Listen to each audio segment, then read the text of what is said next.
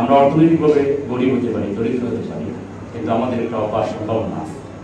আমাদের একটা অতীত ঐতিহ্য এবং আমাদের একটা কৃষ্টি কালচারও আছে। আমরা জাতি হিসাবে এতটা পিছনে ছিলাম না, এটা আপনারা বিজ্ঞ লেখক এবং সাংবাদিক ভালো করে জানি। আমাদের একটা অতীত সমৃদ্ধ ইতিহাস ছিল, কিন্তু আজকে পৃথিবীর মানুষকে আমরা খুব দরিদ্র, আমরা মিসকিনের জাতি এবং আমাদেরকে খুবই অবহেলা করা হয়।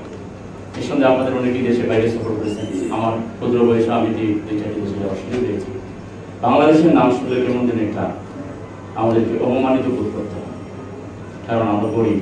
মূল কারণ না, আমরা মনে করি যে আমরা গরিব হতে পারি, কিন্তু আমাদের অনেক সম্ভাবনা আছে।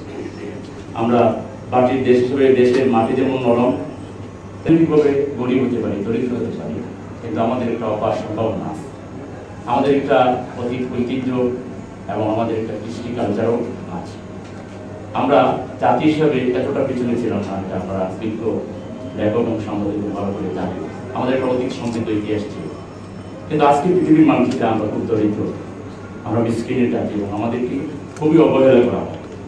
এর সঙ্গে আপনাদের অনেকেই দেশে বাইরে সফর করেছেন। আমার ক্ষুদ্র বয়সে আমি যে চারটি দেশে যাওয়ার সুযোগ পেয়েছি, বাংলাদেশের নাম শুনলে কেমন যেন একটা আমাদেরকে অপমানিত বোধ করতে হয়, কারণ আমরা গরিব।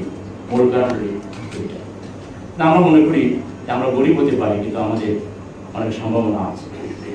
আমরা মাটির দেশ হিসেবে দেশের মাটি যেমন নরম,